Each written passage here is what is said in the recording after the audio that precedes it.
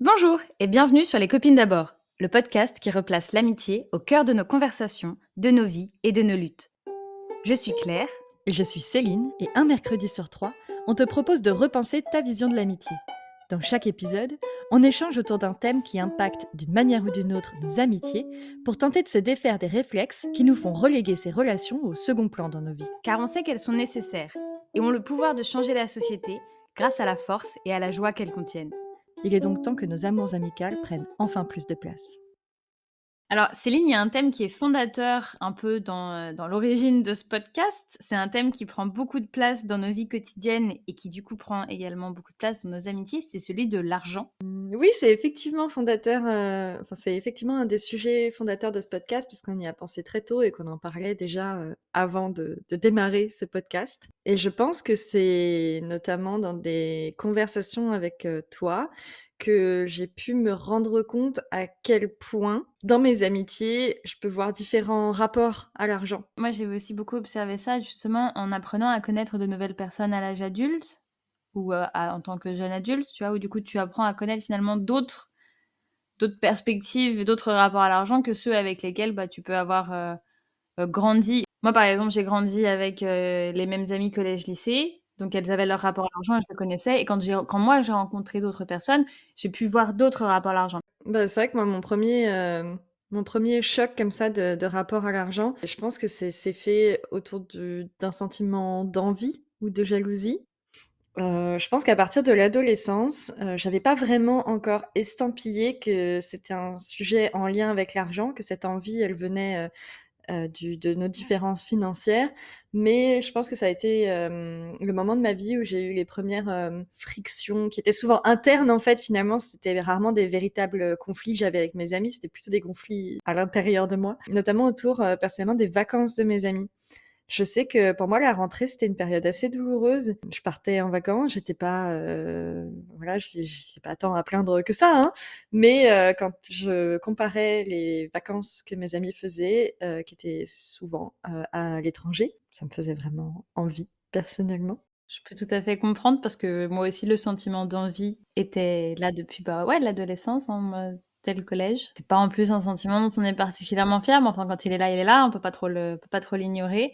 Et oui, la rentrée, mais chaque rentrée finalement, parce que du coup il y a aussi tout un tas de personnes qui partent en vacances à toutes les vacances scolaires quasiment, et pas juste l'été. Moi c'est comme toi, j'ai aussi fait des trucs, hein, j'étais pas à plaindre, mais il y avait quand même une différence de moyens financiers qui se faisait sentir. Qui dit différence de moyens financiers dit aussi, sur le long terme, de possibilités d'études, de possibilités professionnelles, de voyages, comme tu en as parlé.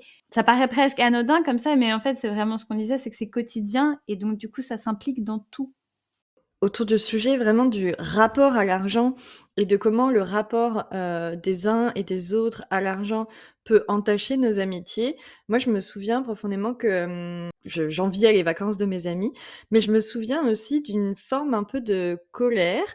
J'avais pas mis le mot, privilège dessus, mais ce qui m'énervait beaucoup, c'était quand, j'écoutais des amies parler de ce qu'elles faisaient et c'est des choses auxquelles je n'avais pas forcément accès et qu'elles étaient pas complètement satisfaites ou qu'elles avaient pas l'air de mesurer leurs chances. Je leur disais jamais en fait, «Bah, tu trop de chance, pourquoi tu te plains?» Mais je me souviens vraiment, c'est pour moi, c'est le sentiment qui reste et je pense que c'était en fait un choc des privilèges, que j'étais face à leurs privilèges qu'elles n'avaient pas identifiés, ce que je comprends tout à fait à l'adolescence en fait et comme moi non plus, j'avais pas mis ce terme-là dessus à l'époque, c'était d'autant plus difficile à supporter parce que je pense qu'une fois que tu as compris, que quelqu'un est en train d'étaler son privilège devant toi sans avoir identifié que c'était un privilège, j'ai l'impression que c'est un peu plus facile à supporter. Ça reste énervant, il y a plein de voilà, il y a plein de choses, mais au moins tu tu là genre: «OK, encore un privilège que telle personne n'a pas identifié, soit», tu vois? Quand tu as pas identifié le mécanisme, j'ai l'impression que c'est encore plus douloureux, tu vois? Oui, parce que tu n'arrives pas à comprendre ce qui t'arrive un petit peu, genre quelles émotions est-ce que ça provoque? Du coup, oui, c'est pas facile.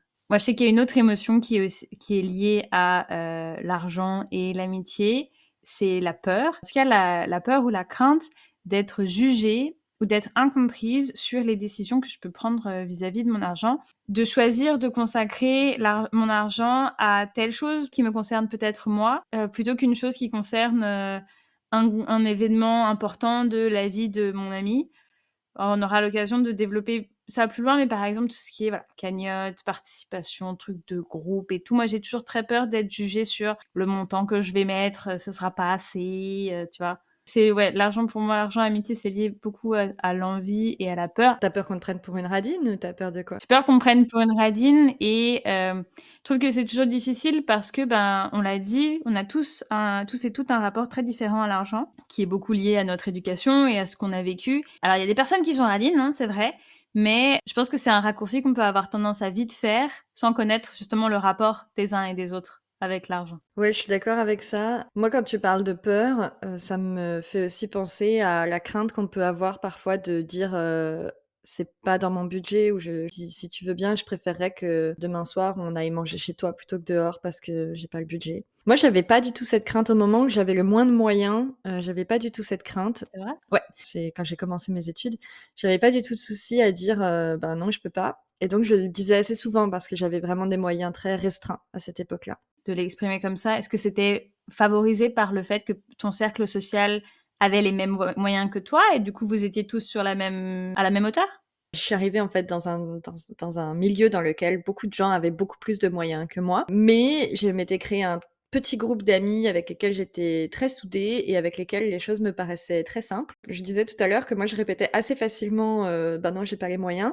C'était à ce groupe-là en fait, hein, pas aux autres, puisque aux autres je le cachais par besoin de me conformer, hein. Mais à ce groupe-là, je me sentais à l'aise de dire que, ben, je pourrais pas les accompagner pour aller boire un verre, par exemple, ce soir-là. Il y a une fois où j'ai refusé cette sortie, j'ai juste dit: «Ah bah non, là je peux plus», parce qu'on était sortis, quelques fois les semaines, qui avaient précédé. Mais j'ai une amie qui l'a pris comme un reproche, je pense, et qui m'a répondu quelque chose comme, «Oh c'est bon, ça va toujours, la lutte des classes, non la guerre des classes», et vraiment j'ai mis plusieurs heures à comprendre ce qu'elle voulait dire parce qu'en fait, je suis partie, enfin bref et j'avais cette phrase-là et je comprenais pas et puis du coup je me disais: «Ah mais en fait elle croit que quand je dis que je peux plus, c'est une manière de revendiquer que j'ai pas assez d'argent et qu'elle en a trop, tu vois? À mon goût. C'était pas le cas du tout et je pense en plus que c'était vraiment une phrase, qu'elle a sortie à ce moment-là qu'elle ne dirait plus aujourd'hui, qu'elle a gagné en maturité. Bref, on était jeunes, voilà, l'eau a coulé sous les ponts. Mais je dirais pas à partir de là, j'ai vu une crainte, mais c'est vrai que j'ai fait beaucoup plus attention ensuite, quand je disais aux gens: «Ben non, écoute, là financièrement, je pouvais pas pouvoir sortir». J'y réfléchissais vraiment à 2 fois. Bah oui, je peux imaginer. De dire à quelqu'un qui a plus de moyens que toi que là, tu as pas les moyens de faire ce qu'il fait, mais tu lui reproches pas de le faire, juste tu dis que tu vas pas le faire avec parce que tu ne peux pas. J'avais pas réalisé que cette personne, elle pouvait, mal le prendre. Pour moi, c'était vraiment un fait. Il y avait pas de sous-texte. C'était un fait, point. Tu vois? Une explication. C'est pas: «J'ai mal au ventre, je rentre chez moi», c'est: «Non, j'ai pas l'argent, donc je rentre chez moi». Voilà, c'est peut-être un peu extrapolé, mais c'est un peu comme quand donc genre, je sais pas, on prépare leur repas et tu dis: «Moi, je prendrai pas de viande» et les gens se sentent super attaqués. Ils disent: «Non, mais moi, je mange, presque plus de viande» ou tu vois? Genre: «Mais j'ai rien dit à propos de toi, je parle d'un truc à propos de moi, de ce que je peux, c'est tout». Oui, mais il y a une revendication dans le végétarisme ou dans le véganisme, pas dans la pauvreté, tu vois? Bah non. Je je veux dire, je suis pas militante en pauvreté, en fait, il y a pas Bah de non, il y a pas on milite pour plus de moyens, pas pour plus de pauvreté. L'enfer, ça c'est le tu vois? RN. C'est pour moi, c'est ça la différence, mais effectivement, c'est vraiment ce mécanisme-là qui s'est passé, ouais, mais enfin, tout ça pour dire que, tu vois, ce rapport qu'on avait qui était visiblement profondément différent, au fait d'avoir ou de ne pas avoir les moyens, ça m'a un petit peu fait réaliser à l'époque que finalement, la gestion de l'argent qu'ont nos amis peut être un miroir, des valeurs de nos amis.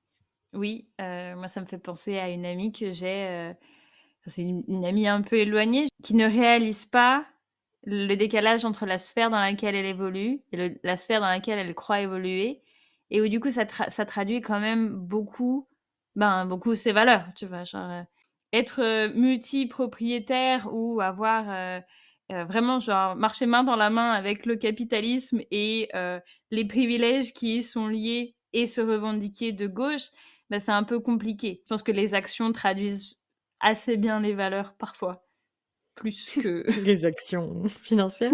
la thune! C'est un sujet qui, perturbe un petit peu les gens, je vois, au sujet d'être multipropriétaire, mais c'est vrai qu'en ce moment, je ramène assez souvent, assez facilement en soirée pour, niquer l'ambiance. Invitez-la à vos soirées, c'est un charme.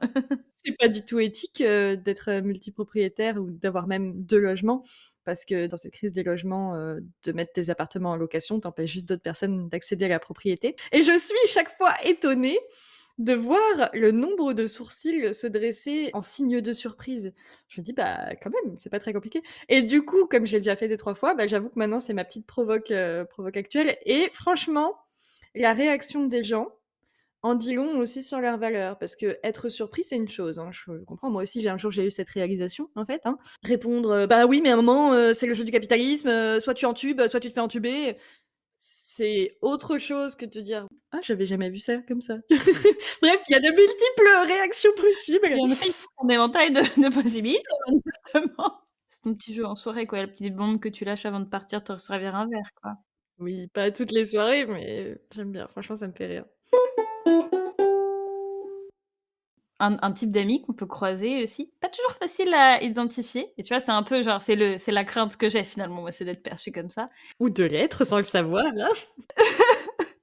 Pardon, j'ai vraiment tapé dans ta plaie. Ça fait mal le bleu, là? C'est ça, tu mis un peu de sel, tu dis: «Attends, ça c'est pas assaisonné là».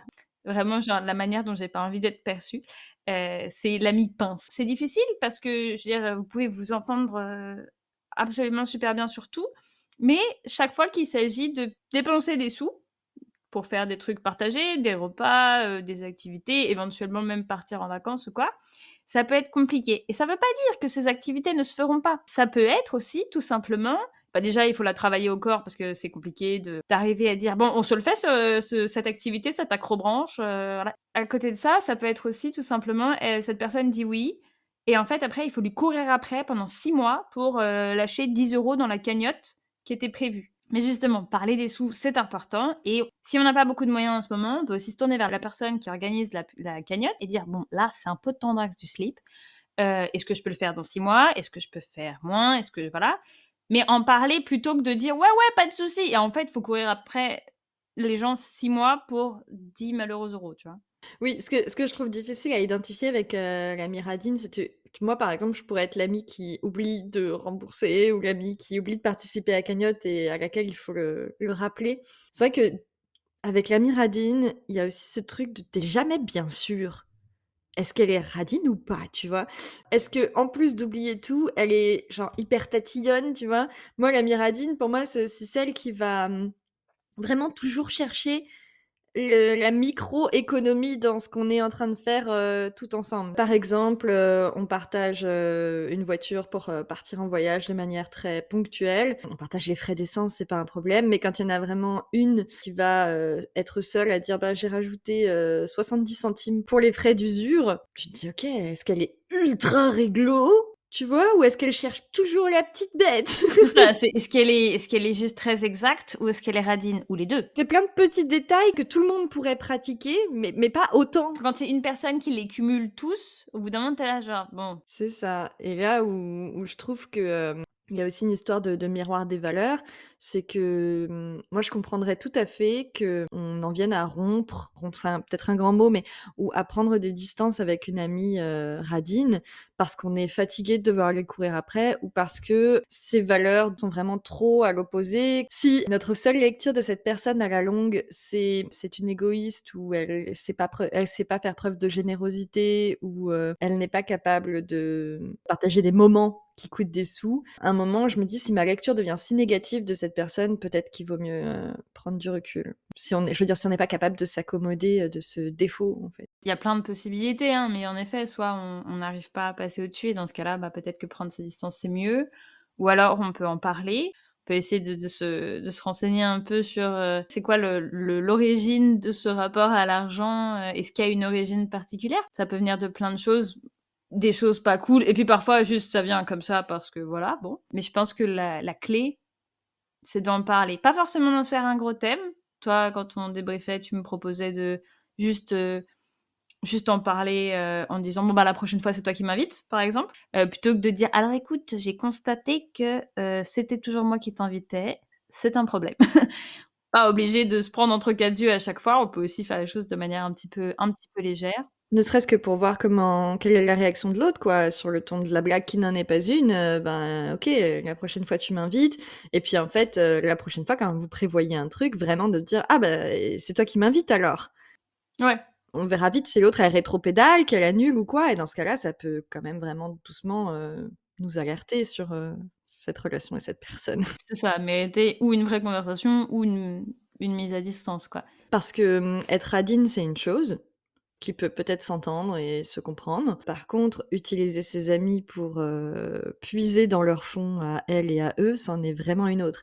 Et quand on parle de devoir être couru après pendant des mois pour rembourser ou de d'être toujours la personne qui se fait inviter et cetera, là, ça commence quand même à devenir vraiment, un comportement de profiteur quoi, en fait. Oui, oui, oui, faut faut dire les choses telles qu'elles sont. Mais je pense que la clé de ce qu'on vient de raconter là, c'est de parler d'argent et on est toutes les 2 persuadées que parler d'argent dans, nos relations, y compris nos relations amicales, ça pourrait nous faire vraiment beaucoup de bien à tous et à toutes et enlever ce tabou autour de l'argent. Moi, ça me fait penser à ce proverbe, assez basique: «Les bons comptes font les bons amis». Alors on peut mettre beaucoup de choses derrière ça, derrière ce proverbe, hein, le fait d'être capable de parler d'argent.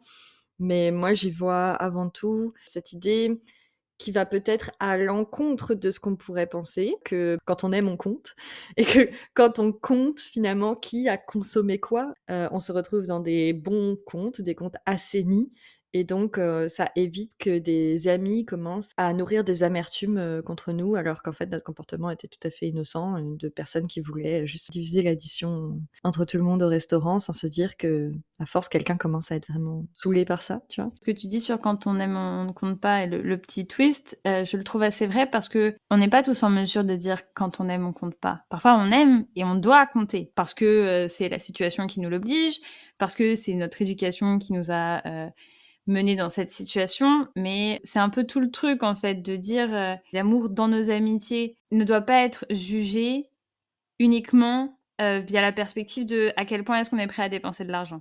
Moi, j'ai pu observer différentes dynamiques autour de l'argent selon les groupes d'amis et du coup, par exemple, moi, j'ai un petit groupe d'amis avec lequel, j'ai fait mes études. Donc on était étudiantes, galère, pas de sous, ce que tu veux.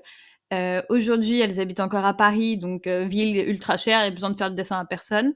Mais quand on se retrouve, en général, et qu'on dépense des sous pour faire des petites courses de bouffe, eh ben, on fait toujours nos comptes de manière très exacte. On fait un tray count et tout, toi tu as mangé plus de ça, moi ça j'en ai pas mangé donc voilà et ça me dérange pas du tout parce que c'était vraiment déjà un truc qui a démarré très vite dans notre amitié. Ça veut dire que dans le tricount, vous mettez pas forcément genre courses du samedi, vous allez aussi détailler, si nécessaire, les courses. Si par exemple, il y en a une qui boit, qui est seule à boire du café et que toutes les autres boivent du thé et qu'on n'a pas eu besoin d'acheter de thé, c'est celle qui boit du café qui va payer le café. C'est ça. Alors après, c'est facilité par le fait qu'on n'a jamais des grands séjours ensemble. Donc on n'a pas besoin de splitter 25 notes de courses. Mais en effet, tu vois, par exemple, moi, je sais que quand je rentre en France, il y a des trucs que j'aime bien manger. Mes potes, ça les sauce pas des masses.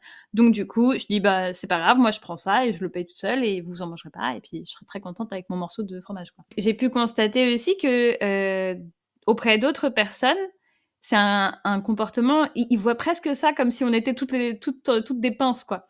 De se dire: «Ah mais vous êtes vachement exact, mais ça est-ce que ça gâche pas un peu l'amitié de compter à ce point-là?» Et en fait, pour moi, je crois que ça me gâcherait plus l'amitié de me dire: «Non mais c'est pas grave, on quand on aime, on compte pas» et où en fait, finalement, à force, il y a des déséquilibres et des inégalités qui peuvent se creuser comme tu le mentionnais et le côté, bah, je t'invite et puis, non la prochaine fois, c'est machin, tu sais le truc où on invite à tour de rôle, bah, c'est assez flou et il y a vraiment moyen d'être toujours celui qui se fait entuber ou tu vois? Ou de pas avoir trop de maîtrise sur finalement, pour combien est-ce que tu vas t'en sortir? Enfin, tu vois? Je dis pas que je suis toujours, ultra exacte, mais je trouve qu'il y a pas de mal à être exact. J'ai dit exact, j'ai pas dit, compter le la moindre queue de radis. J'ai dit essayer de faire, rentrer, un morceau de tes courses personnelles, dans les comptes, généraux, quoi. Ça, du coup, c'est radine. Je veux dire, toi, t'as pris 3 frites, t'avais dit que t'en prendrais pas, tu payes quand même 13 centimes. Non, on n'en est pas à ce stade-là. Même dans mon petit groupe d'amis, on n'a pas toutes les mêmes revenus. Si moi, j'ai envie de me claquer un truc à 8 € parce que, je sais pas, ça j'ai envie, si je suis la seule à en manger, je vais pas demander à ma pote qui est au chômage de payer ça pour moi, enfin, ça a pas de sens. Bah, moi, j'entends plusieurs choses dans ce que tu dis. Déjà, tu parlais du fait que pour certaines personnes, c'est un peu, repoussoir de faire, ses comptes de manière très précise avec, les amis parce qu'ils ou elles voient ça comme un comportement de radin. Je pense aussi qu'il y a, une question de politesse parfois qui entre en jeu pour certains et certaines. Quand on fait les comptes, de manière ultra détaillée, ça veut dire que le sujet de l'argent va être fréquemment amené, qu'on va vraiment régulièrement dire: «Bah, toi, tu as dépensé ça par contre». Ça veut aussi dire que si une personne a oublié que c'est elle qui a mis le paquet de café dans le caddie, bah, on va peut-être être amené à lui dire: «Bah, par contre ça du coup c'est sur ton compte» et je crois que là-dessus, ouais, il y a une affaire de politesse, de gêne. Je pense que, ouais, ça dépend vraiment des dynamiques de groupe et ce que je voudrais ajouter dans la compréhension du proverbe: «Les bons comptes font les bons amis»,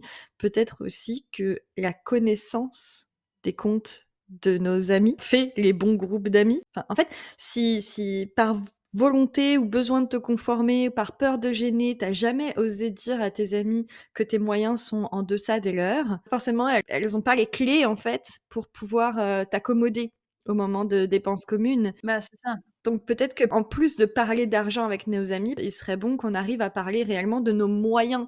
Mais je veux dire de manière très concrète en fait. Quels sont mes moyens et quelles sont mes priorités, dans la dépense de mes moyens? Absolument et sur le truc des priorités, moi, je sais que c'est vraiment un sujet, qui touche à ma peur, du coup, d'être perçue comme une énorme picsou. L'expression de ses priorités auprès de ses amis, je trouve que c'est quand même quelque chose qui reste très délicat. Plus on grandit, moins c'est facile, je trouve, parce qu'en plus de ça, j'ai l'impression qu'avec, l'âge adulte arrive un petit peu l'idée que, bah, tu dois gérer tes sous et que si tu dis: «Bah, non, là, moi, c'est pas trop dans mon budget de ce mois-ci de sortir au resto», si tu ne t'étends pas un peu sur pourquoi ou et bah, du coup, tu peux être perçu comme genre: «Bah, quoi, tu as pas de sous? Enfin, qu'est-ce qui tu vois? Qu'est-ce qui t'arrive?» Et là où ça atteint son apogée, je trouve, cette histoire de priorité, c'est pour ce qui est, il y a toute une cascade de sujets, mais ça commence avec les cagnottes d'anniversaire et les déplacements pour aller voir ses amis, mais surtout les cagnottes d'anniversaire, je trouve. Oui, les cagnottes, ça c'est alors, à la fois, je vais commencer quand même par ce que je trouve positif dans les cagnottes. Il y a quand même un point que je trouve extrêmement positif dans les cagnottes. C'est que ça donne la possibilité de participer au cadeau d'un ou une amie, d'une personne, qui nous est chère, à la hauteur de nos moyens. Au sens où, en fait, si tu veux, la participation de tout le monde va être lissée. Alors je sais bien qu'on peut retracer, si tu te connectes juste après la personne, après le don de la personne, tu vois combien elle a mis, tu vois?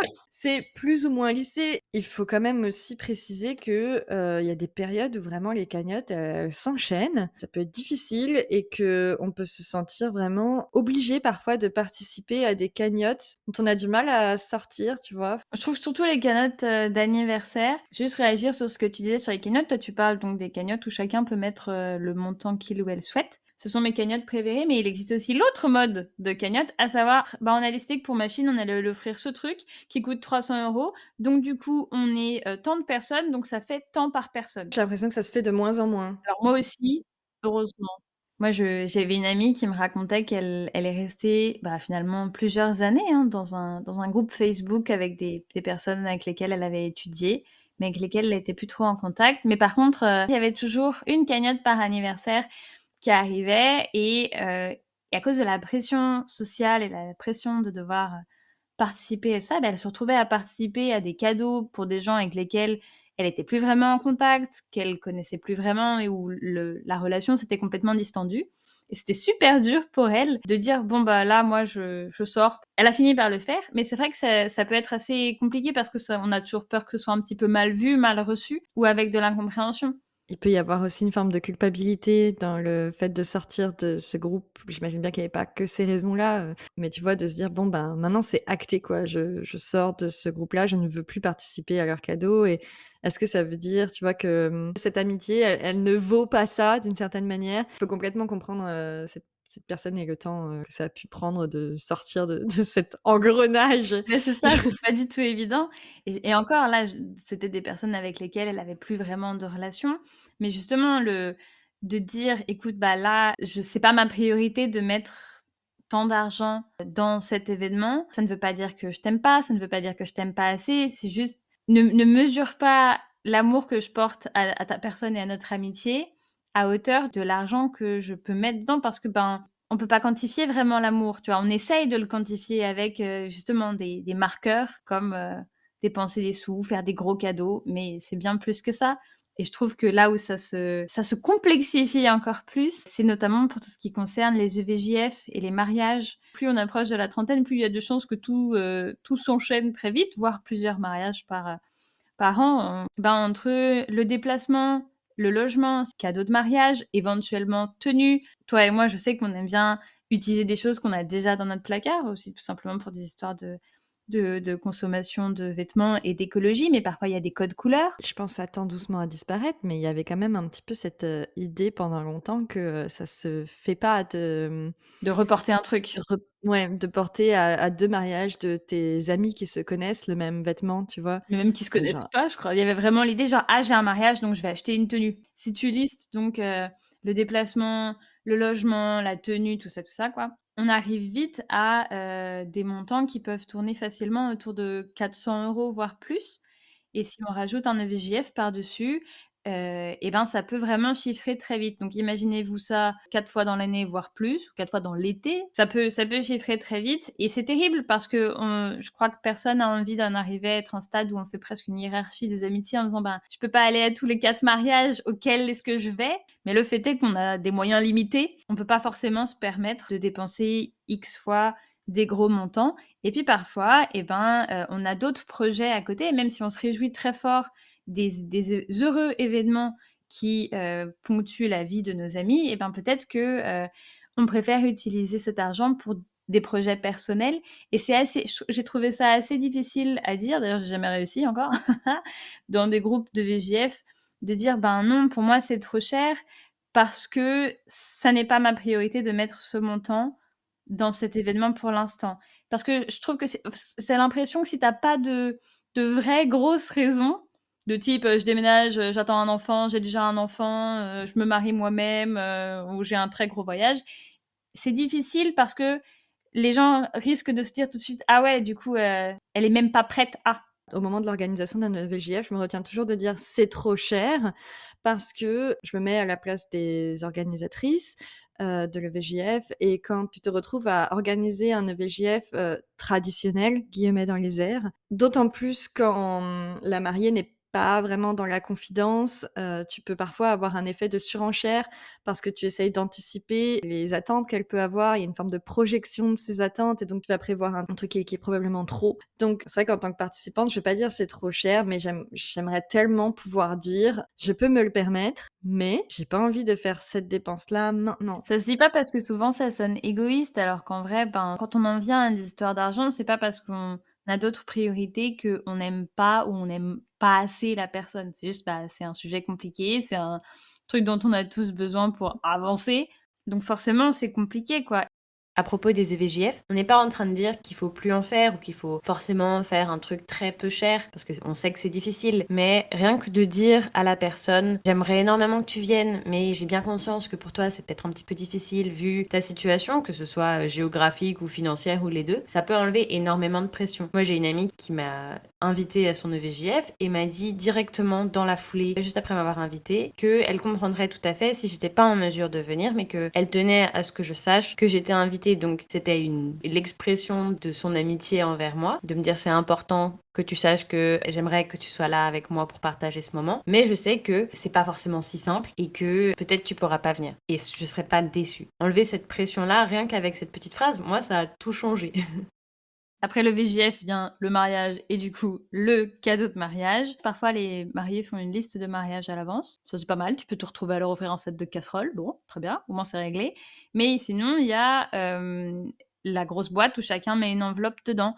Et moi je sais que j'ai souvent très peur d'être jugée à hauteur du montant que je vais mettre parce que je me dis ils vont penser que c'est trop peu et en même temps peut-être que eux, parmi tous les frais, peut-être qu'ils ont un petit peu oublié qu'est-ce que ça a coûté aux uns et aux autres de venir, de se déplacer de si loin, de prendre un logement. De prendre des congés ou de ne pas travailler quand tu es auto-entrepreneur. Voilà. Peut-être qu'ils risquent d'oublier tout ce qu'on a investi pour pouvoir être ici, pour pouvoir mettre cette, satanée enveloppe dans la boîte et du coup, moi, je ressens énormément de pression, à ce propos, ouais et je sais que je suis pas la seule en plus. Non, ouais, moi j'ai alors parfois aussi un petit peu peur d'être, jugée sur mon montant, mais plus que ça, ce qui me gêne un peu dans le fait d'offrir de l'argent à mes amis, c'est j'ai le sentiment, ça peut paraître bizarre, je sais pas trop quoi faire de ce sentiment, mais que ça dénature un peu notre amitié ou notre relation.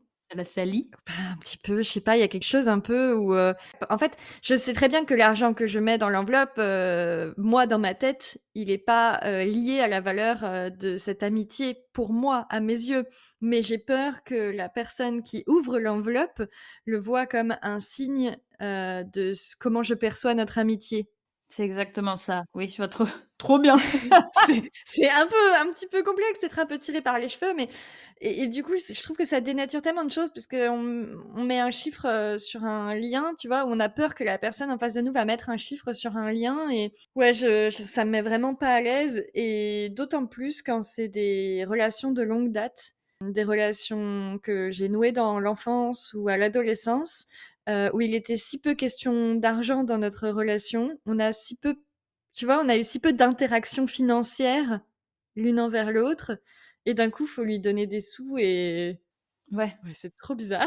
Oui, c'est ça, c'est super chelou en vrai. C'est bizarre et là encore, en plus, on n'a pas les mêmes revenus, alors ça rentre encore dans l'équation, enfin, là encore, pour le cadeau de mariage comme pour le VJF, en fait, ça veut pas dire que, il faut pas en souhaiter ou qu'il faut pas en faire, mais peut-être qu'en tant que personne qui sera célébrée, on peut se poser un peu la question, on peut essayer de regarder un peu les choses avec la perspective des personnes chères qu'on invite et de se dire: «Ah bah, oui, j'ai envie qu'on me célèbre, mais j'ai aussi envie que ce soit pas source de stress pour eux ou source de pression» et on peut tout à fait trouver des solutions et on peut quand même passer des très bons moments en faisant, un EVJF, qu'on aura adapté à nos attentes, dont on aura discuté, avec nos témoins.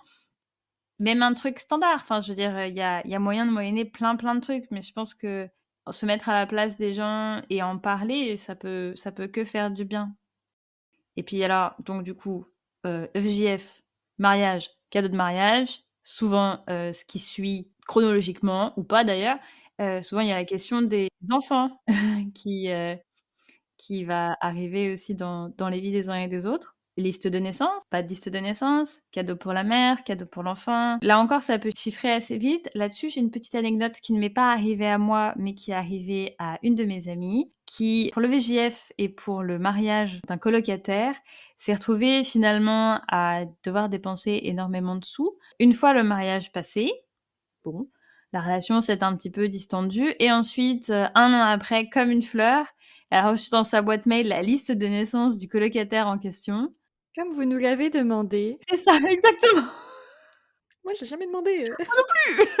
Bon alors j'imagine qu'en vrai il a dû, je sais pas, il a dû prendre toute sa boîte mail et il a envoyé le mail à tout le monde. Mais, il peut y avoir un petit effet un peu d'accumulation aussi de, le mariage et puis les enfants et puis avant ça le VJF, éventuellement autour de ces dates, enfin autour de ces événements, la trentaine, donc célébrer un anniversaire ou si c'est pas célébrer les 30 ans, célébrer chaque année son anniversaire. Alors, je peux comprendre qu'on envoie, cette liste de naissance à un grand nombre de personnes en se disant, par exemple: «Oui, ben, participe qui voudra, en soi, je m'en fiche». Mais c'est ne pas prendre en considération le fait que recevoir ce mail, ça peut être, une forme d'injonction ou de pression sociale. Peut-être aussi que prendre 2 secondes avant d'envoyer le mail pour regarder le nom de toutes les personnes à qui on l'envoie et se demander si on a pris soin de ces amitiés-là dans les mois qui précèdent, ça peut être une bonne idée, tu vois? Juste se remettre en question 2 minutes. D'autant plus à la veille de devenir parent, tu vois? Te demander: «Bon, est-ce que j'ai pris soin de cette amitié récemment? Ben, vraiment, j'ai un peu délaissé, qu'est-ce que je fais? Est-ce que, j'enlève du coup cette adresse et j'essaye de prendre soin de cette amitié ou bien est-ce qu'en fait j'ai pas le temps, il y a plein de bonnes raisons pour lesquelles j'ai pas pris soin de cette amitié-là et puis on a pris des chemins différents, mais dans ce cas-là, qu'est-ce qu'elle vient faire, dans ma liste de naissance?» Tu vois? Cette adresse. Alors, j'ai pas fait exprès de mettre, cette, stratégie en œuvre, mais j'ai réalisé que, j'avais une petite, stratégie en fait, à l'arrivée des éventuels enfants de mes proches. Au moment de la naissance du potentiel premier enfant, je vais plutôt faire un cadeau qui est à destination de mon ami et que ça se voit, qui est vraiment pour mon ami et je vais, écrire une lettre, une carte pour, que j'adresse à l'enfant, en fait. Bien sûr, dans cette carte, il y a plein de sous-textes pour mon ami, hein, à base de, «Je suis là pour vous soutenir, blablabla, blablabla», mais la carte, je l'adresse à l'enfant. Et quand, il y a un second enfant, un troisième, un dixième enfant, en fait, je fais plus de cadeaux après ça. J'envoie toujours une carte, à l'enfant, mais je ne fais plus de cadeaux. Maintenant que j'ai théorisé ça, je me rends compte que je considère que le cadeau en question, c'est, le cadeau que je fais pour l'entrée de mon ami en parentalité. Voilà, on en fait ce qu'on veut, mais franchement, je suis plutôt à l'aise avec ça globalement et puis il y a toujours cette petite carte pour dire bienvenue à l'enfant, quoi. Ouais, je trouve que c'est une méthode chouette. Ouais, bah, ouais, je suis assez d'accord parce que c'est vrai qu'en fait, ce qui me frappe un petit peu dans ce système de cadeaux qu'on va faire pour, les mariages, les EVJF, les baby showers, on en a pas parlé, mais ça peut aussi coûter des sous. Finalement, c'est toujours d'entrer dans les cases, telles qu'elles sont, valorisées par la société, qui va être, célébrée et qui va nous permettre de recevoir de l'argent. Alors je sais que c'est dans le cadre d'événements qui coûtent des sous, mais a priori, c'est dans le cadre d'événements pour lesquels on a choisi de dépenser ces sous-là. Parce que moi, j'ai rien contre le fait, d'entrer dans les cases, qui sont valorisées par la société.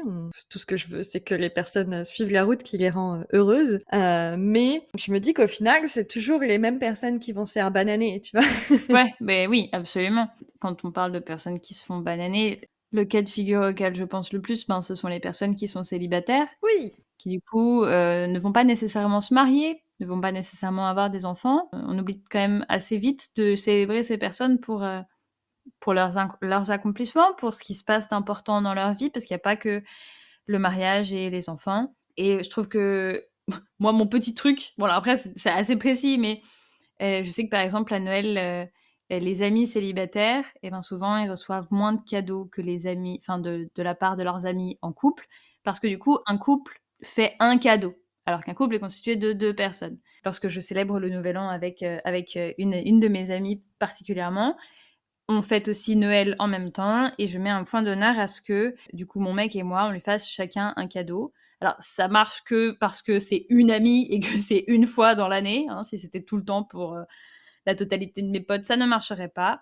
Mais je pense qu'on peut réfléchir à tout un tas de moyens pour éviter que nos amis célibataires se fassent bananer. et puis c'est valable aussi d'ailleurs pour la question des cagnottes. Quand, les personnes en couple, se retrouvent à mettre finalement sur une cagnotte, leurs 2 noms et à participer, de du montant d'une personne ou, quand, tu vas en soirée et que tu ramènes, je sais pas moi, une bouteille, en couple, tu aurais ramené une bouteille, célibataire, tu vois? Et finalement, il y a plein de cas de figure comme ça où, les célibataires se font vraiment, bonne année 3000, enfin sur les finances. Un couple, c'est 2 personnes, donc quand on partage des frais, on compte 2 personnes en fait, voilà, tout simplement.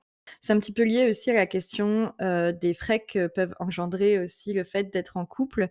Quand tu te retrouves à devoir participer, toi, à tout un tas de cagnottes. Moi, je sais que, par exemple, les amis de mon partenaire fêtent plus leur anniversaire que mes amis et moi, je peux pas, en fait, participer à toutes, les cagnottes, de tous les amis de mon partenaire. Donc là, 2 solutions. Soit, ils sont capables de comprendre que, ben, je vais venir à leur anniversaire, mais que je participe pas à leur cagnotte parce que, ben, c'est les amis de mon mec, c'est pas mes amis, je les adore, mais voilà. On en a déjà parlé dans tout un épisode. Soit on se dit que c'est impoli ou bien moi ça me gêne, que ma participation ne se trouve pas sur cette cagnotte. Dans ce cas-là, j'attends de mon partenaire qu'il couvre, ma participation à la cagnotte. Surtout si c'est lui qui est gêné du fait que mon nom n'apparaisse pas sur la cagnotte. Après, là, dans cet épisode, jusqu'à présent, on s'est beaucoup posé la question, des conséquences de l'argent sur notre amitié, mais on pourrait aussi tout simplement changer de paradigme. On pourrait aussi, se demander ce que l'amitié peut apporter à notre rapport à l'argent. L'argent, c'est une question qui est éminemment politique. On sait à quel point, l'argent est lié à nos privilèges et tout ce que ça nous permet tout ce à quoi ça nous permet d'accéder. Je pense vraiment qu'entre amis, on peut s'apporter de véritables coups de pouce, au sujet de l'argent. Je suis tout à fait d'accord. Moi, je sais que, par exemple, j'ai des amis qui, se débrouillent plus dans ce qui est investissement. J'ai des amis qui ont déjà acheté un appartement et que je pourrais aller les voir et leur demander des conseils et qu'elles seraient prêtes à m'aider. Je pense aussi que, juste parler de la gestion de nos finances, de ce qui est prioritaire pour nous, c'est très important. Je pense aussi que c'est très important de pas comparer dans le sens où, par exemple, bah, il y a en termes de santé, on n'est pas tous égaux, donc il y a des personnes qui vont avoir plus de frais pour leur santé, d'autres moins. Forcément, il te reste pas forcément la même chose pour tes loisirs, quoi. Ça veut pas forcément dire que, telle ou telle personne gère moins bien, juste c'est différent. Mais je pense qu'en termes de soutien, que ce soit par des soutiens de connaissances ou que ce soit parfois pour se prêter, de l'argent dans des coups durs, je pense qu'il y a beaucoup de choses à explorer de ce côté-là parmi les amitiés. Par exemple, toi et moi, on a parfois des petits problèmes avec l'administratif. Ça pourrait être une idée de se faire genre un date amical, déclaration d'impôt. C'est chiant, c'est horrible. On arrache le pansement ensemble une bonne fois pour toutes et après, On se récompense tout ensemble! on va boire un verre, on se fait un méga goûter pour se soutenir et puis pouvoir répondre aux questions de qu'est-ce que je mets dans cette case? Ah là là. Il y a peut-être ta pote, elle sait peut-être plus que toi et elle sera heureuse de pouvoir t'aider à ne pas désespérer sur cette foutue case des impôts. Ouais, moi je réalise en fait qu'au sujet de l'argent, on est tous et toutes, très isolés finalement. On se sent souvent seul et on sait pas comment les autres font, on sait pas exactement ce que les autres font, donc c'est très dur de savoir si nous-mêmes on fait bien. Et toi et moi, par exemple, on s'est déjà échangé, nos budgets à chaque fois avec une tonne de précision en disant: «Bon, bah, voilà, alors en fait, tu vois, ce mois-là, il y avait plus ça, machin», mais ça permet juste, en fait, de voir aussi comment les autres font et tu prends ce que tu veux, tu peux même ne rien prendre, mais au moins tu te sens moins seul et tu as des repères pour avoir une idée de est-ce que la méthode que toi tu as mise en place, c'est la meilleure pour toi ou non, tu vois? Ça marche, pour le budget, ça marche aussi pour, la manière de gérer son argent en couple. Moi, récemment, j'ai acheté un appartement et ça a modifié entièrement la manière dont j'imaginais gérer les finances dans mon couple, puisque quand on achète un bien avec une, valeur, conséquente, en couple, enfin, on se retrouve forcément avec, des interactions entre, mes finances à moi et les finances de mon mec et en fait, j'avais besoin de réfléchir à comment est-ce que je voulais que dans mon couple, on gère nos finances, comment est-ce que je voulais qu'on en parle et comment est-ce que je voulais qu'on fasse. Donc c'est un sujet que j'ai abordé au sein de mon couple évidemment, mais avant ça, je dois avouer que, j'ai demandé à un grand nombre de mes amies très proches comment elles faisaient dans leur couple. Donc je leur ai vraiment demandé en fait en détail: «Comment est-ce que ça se passe? Est-ce que, vous parlez d'argent? Est-ce que vous avez des comptes séparés? Quelles sont les finances que vous considérez comme liées et comment vous les suivez s'il y en a? S'il y a un suivi?» Et tout le monde m'a répondu vraiment volontiers, alors avec plus ou moins de détails, mais toutes les personnes à qui je me suis adressée, qui étaient donc des amis, très proches, m'ont répondu de manière très claire et c'était ultra enrichissant. Alors dans tout ça, bah, j'ai trouvé ma méthode à moi, qui est finalement la méthode, d'aucune, de mes amies, mais c'est grâce à ce que j'ai lu, entendu de la part de mes amis, en fait. Et c'était vraiment ultra enrichissant et je pense que enfin moi, ça m'a fait vraiment du bien aussi de briser ce tabou qui n'a pas lieu d'être, en fait, d'après moi. Oui, bah, non, bah, d'après moi non plus. Je voulais réagir à 2 choses. La première, c'était quand tu disais que, échanger avec nos amis, ça peut nous permettre de voir, comment est-ce que les uns et les autres font. Mais je sais que par exemple, moi tu es une de mes rares amies avec un animal de compagnie, de dire: «Bah, toi comment tu fais? Est-ce que tu as une assurance? Est-ce que tu as un compte comme ci? Est-ce que du coup l'âge de ton animal avançant, qu'est-ce que tu mets en place?» Ça m'a permis justement comme pour le coup, comme tu dis après de mener des réflexions pour se dire: «OK, ben, qu'est-ce qui pourrait moi me convenir?» sachant qu'il existe telle et telle et telles options. Et je voulais également rebondir sur ce que tu as dit à propos de parler de l'argent en couple avec ses amis. Je trouve que c'est aussi très important. J'ai l'impression, mais peut-être que je me trompe, j'ai l'impression que dans notre génération, c'est un peu plus acquis le fait d'avoir un compte à soi.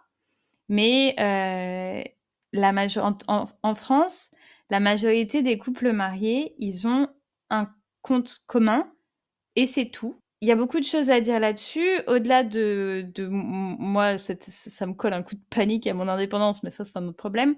C'est important de parler avec ses amis aussi de, ben oui, mais par exemple, tu vois, si vous avez qu'un compte commun, si tu sens que dans le couple, en ce moment, ça va pas fort fort, te dire genre, bah, si jamais ça part en steak, toi, qu'est-ce qui te reste? Tu vois?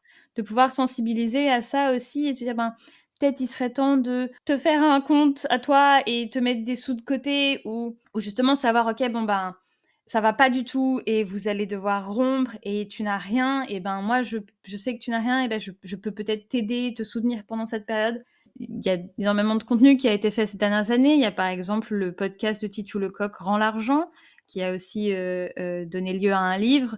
Il y a par exemple Mon Budget Bento sur Instagram, Oseille et compagnie, Plan Cash, qui sont des médias qui sont tenus par des femmes et qui ont cette perspective aussi de penser l'argent pour les femmes et pour qu'elles soient à l'abri des problèmes, entre guillemets. Parce que c'est aussi tout un truc, en tant que femme, on est éduqué différemment par rapport à l'argent. Pouvoir parler d'argent avec ses amis, c'est se prémunir de violences potentielles en s'éduquant et c'est aussi parfois juste en pouvoirant, on se rend compte que, ben, en fait, on est capable de gérer de l'argent et qu'on peut même aussi éventuellement, si c'est quelque chose, si ça fait partie de nos valeurs ou de nos envies, ben, s'enrichir, que c'est à notre portée, bref. Mais sur le sujet des violences en particulier, donc moi j'ai eu le cas qui est vraiment finalement pas si rare, je trouve dans notre génération et à notre âge, de, l'amie qui va rejoindre, son mec, au bout du monde, son mec ayant un travail, elle, quittant son travail pour rejoindre ce mec-là. Prendre de ses nouvelles, régulièrement, savoir, comment ça se passe dans son couple, bref, les nouvelles, qu'on peut avoir, de nos amis, mais aussi en fait, pouvoir parler d'argent avec elle, c'était pouvoir lui dire, que j'étais inquiète pour elle et que j'avais besoin de savoir quand même si elle avait, des sous de côté pour son indépendance financière et pour pouvoir partir si ça se passait mal avec son mec. Tout s'est bien passé pour elle. Mais si j'avais jamais parlé d'argent avec cette amie-là, est-ce que j'aurais pu lancer le sujet à ce moment-là? Est-ce qu'elle l'aurait bien pris, tu vois? C'est des questions auxquelles on n'aura jamais de réponse, mais je sais pas si j'aurais osé, en fait, en parler de manière aussi claire, Mmh. et essayer d'avoir ces réponses de manière un peu, discrète, en marchant sur les œufs et cetera, c'est vraiment compliqué. Alors que je faisais rien de mal, je voulais juste m'assurer que mon ami, ne se retrouve pas dans une situation d'emprise, financière, en fait. Donc là, je pense vraiment que l'amitié a tellement à jouer autour des inégalités financières qu'on peut subir, quand on est, en couple, en particulier, hétérosexuel et qu'on est une femme. C'est valable dans d'autres situations aussi, mais bref. Bien sûr, mais on parle de ce qu'on connaît pour le coup, oui, comme toi, moi, je pense que l'amitié a énormément à bénéficier de conversations autour de l'argent, que ce soit pour qu'au sein de notre amitié, nos échanges et ce qu'on construit soient mieux, ou que ce soit pour être une meilleure amie pour ses amis, pour pouvoir être présente dans les moments difficiles, pour pouvoir apporter son aide avant que les moments deviennent super difficiles aussi. On n'a pas forcément besoin de toucher le fond pour avoir besoin de ses amis. Je pense que pour toutes ces raisons et tout ce qu'on a mentionné, est-ce que j'oserais dire? C'est capital d'en parler? Oui. Les copines d'abord, c'est fini pour aujourd'hui. Si notre travail te plaît et que tu crois aussi que l'amitié peut insuffler de la force dans nos quotidiens, La meilleure manière de nous soutenir, c'est de laisser 5 étoiles et un avis, de nous suivre sur Instagram @lescopinesdabord.podcast et surtout de l'envoyer à l'amie à laquelle tu as pensé en écoutant cet épisode.